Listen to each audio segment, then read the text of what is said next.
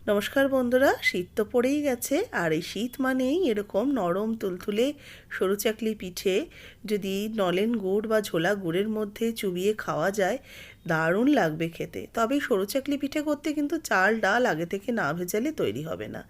আজকে তৈরি করব সুজি দিয়ে সরু চাকলি পিঠা, যার জন্য চাল ডাল ভেজানোর একদমই প্রয়োজন নেই। এখানে আমি 1 কাপ প্রায় 200 গ্রামের মতো সুজি নিয়েছি। সুজিটা কিন্তু নর্মাল মানে দানার সুজি, খুব যে মোটা দানার সুজি তা না, আবার একদম মিহি দানা তাও কিন্তু নয়। সুজিটাকে ব্লেন্ডারে দিয়ে একটু ঘুরিয়ে নিলাম, একটু মিহি করে পাউডার করে নিলাম। দেখুন সুজিটা একদম পাউডার করে নিয়েছি। এবার এই সুজির গুঁড়োটাকে একটা বাটির মধ্যে নিয়ে নিচ্ছি। এবার এর মধ্যে আমি সুজির মধ্যে দিয়ে দেবো জল। জল দিয়ে সুজিটাকে একটু ভিজিয়ে রাখবো। 1 কাপ জল দিয়ে সুজিটাকে একটু ভালো করে মিশিয়ে নিয়ে ঢাকা দিয়ে এটাকে ভিজিয়ে রেখে দেবো 10 মিনিট, কারণ সুজি একটু ফুলতে সময় লাগে, সেই জন্য কিছুক্ষণ আমি ভিজিয়ে রেখে দিচ্ছি। এবার এটা ঢাকা দিয়ে দেবো, ঢাকা দিয়ে এটাকে রেখে দিচ্ছি। একটা প্লেট দিয়ে এরকমভাবে রেখে দেবো, তবে ঠান্ডা জায়গায় রাখবো না, একটু গরম জায়গাতেই এটা রেখে দিচ্ছি। 10 মিনিট পর ঢাকাটা খুলে নিচ্ছি। সুজিটা দেখুন পুরো বেশ ফুলে গেছে, আর যে জলটা আমি দিয়েছিলাম সেই জলটা কিন্তু পুরোটাই অ্যাবজর্ব করে নিয়েছে। এতে আমি আরও খানিকটা জল অ্যাড করব। জলটা দেওয়ার পর ভালো করে সুজিটাকে এর মধ্যে গুলে নিচ্ছি। এই জলটাও কিন্তু বেশ খানিকটা সুজি টেনে নেবে। জলটাকে ভালো করে এর মধ্যে গুলে নিলাম। এবার এর মধ্যে কয়েকটা জিনিস অ্যাড করব। প্রথমেই দিয়ে দেবো চিনি, 1 চামচ চিনি দিলাম। আর দেবো লবণ, আন্দাজ মতো, মানে ওই 1 পিঞ্চ থেকে 2 পিঞ্চের মতো লবণ দিয়ে দিলাম। দিয়ে এটাকে আবার একটুখানি গুলে নিচ্ছি। চিনি আর লবণটা একটু গুলতে সময় লাগবে। চিনিটা যতক্ষণ না জলের মধ্যে মানে সুজির সাথে মিশে যাচ্ছে ততক্ষণ একটু টাইম দিতে হবে। সেই জন্য ভালো করে মিশিয়ে নিয়ে এটাকে ঢাকা দিয়ে আবারও মিনিট 5-এর জন্য রেখে দিচ্ছি। 5 মিনিট ঢাকা দেওয়া ছিল। 5 মিনিট পর ঢাকা খুলে নিয়ে এর মধ্যে দিয়ে দেবো 2 চামচের মতো কোড়ানো নারকেল, আর দিচ্ছি এই 2 চামচ মতো, 2 টেবিল চামচের মতো চালের গুঁড়ি।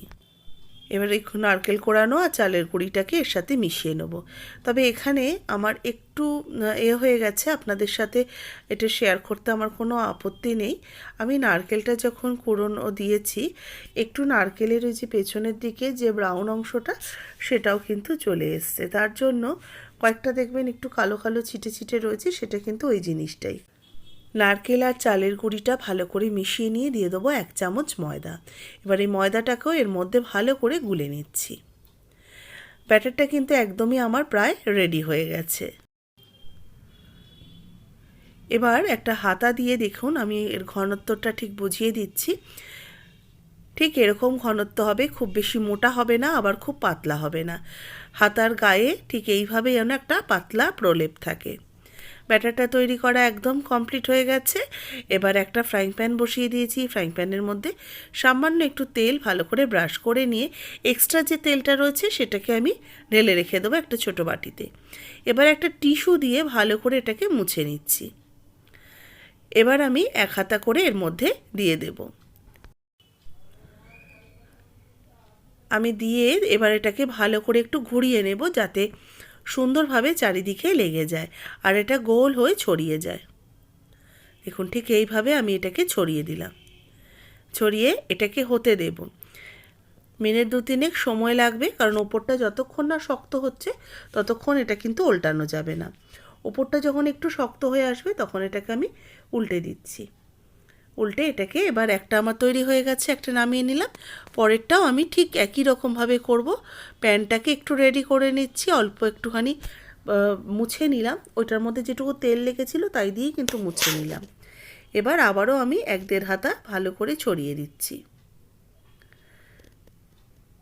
ঝটপট হয়ে যায়। শীতকালে হঠাৎ পিঠে খেতে ইচ্ছেই করে, বিশেষ করে রাতের দিকে, তখন কিন্তু এরকমভাবে তৈরি করে নিতে পারেন। হাতে 20-25 মিনিট সময় থাকলেই কিন্তু এইভাবে কিন্তু সরু চাকলি পিঠে তৈরি হয়ে যাবে। আগে থেকে চাল ডাল মাপ করে ভেজানোর কোনো রকম প্রয়োজন নেই। ইনস্ট্যান্ট একটা সরু চাকলি পিঠা তৈরি। দেখুন কি সুন্দরভাবে উঠে আসছে, আর বুঝতেই পারছেন কতটা ছিদ্রযুক্ত জালিদার হয়েছে। এবার এগুলোকে নামিয়ে নেব। তৈরি হয়ে যাচ্ছে আমার সবকটা সরু চাকলি পিঠা। এইটা 3rd নাম্বার, এটাকেও আমি কিন্তু একই রকমভাবে উল্টে নিচ্ছি, উল্টে নিয়ে এটাকেও করে নেব। আমি হাত দিয়ে করছি, সাবধানতা অবলম্বন করবেন আপনারা, হাত দিয়ে চেষ্টা করবেন না করার। আমার একটু অভ্যেস হয়ে গেছে, তার জন্যই এতটা গরম লাগছে না। সবকটাই আমি নামিয়ে নিয়েছি, আর এর সাথে রেখেছি ঝোলা গুড় বা নলেন গুড়। একটু চুবিয়ে খেয়ে দেখবেন, একদম পাতলা তুলতুলে নরম সরু চাকলি পিঠা একদম রেডি। রেসিপি ভালো লাগলে অবশ্যই লাইক শেয়ার করবেন। যারা নতুন দেখছেন আমার চ্যানেলকে সাবস্ক্রাইব করে পাশে থাকা বেল আইকনটা প্রেস করে দেবেন। আর যারা ফেসবুক পেজ থেকে দেখছেন অবশ্যই পেজটাকে ফলো করবেন, রেসিপিটাতে একটা লাইক দিয়ে দেবেন, শেয়ার করবেন প্রচুর প্রচুর করে। আর দেখেই বুঝতে পারছেন কতটা নরম পাতলা তৈরি হয়েছে। এবার একটা ছিঁড়ে আমি আপনাদের সাথে একটু দেখাচ্ছি, দেখুন কতটা নরম আর কতটা পাতলা হয়েছে এগুলো। অবশ্যই কমেন্টস করে কিন্তু জানাবেন আপনারা কেমন লাগলো আজকের এই রেসিপি।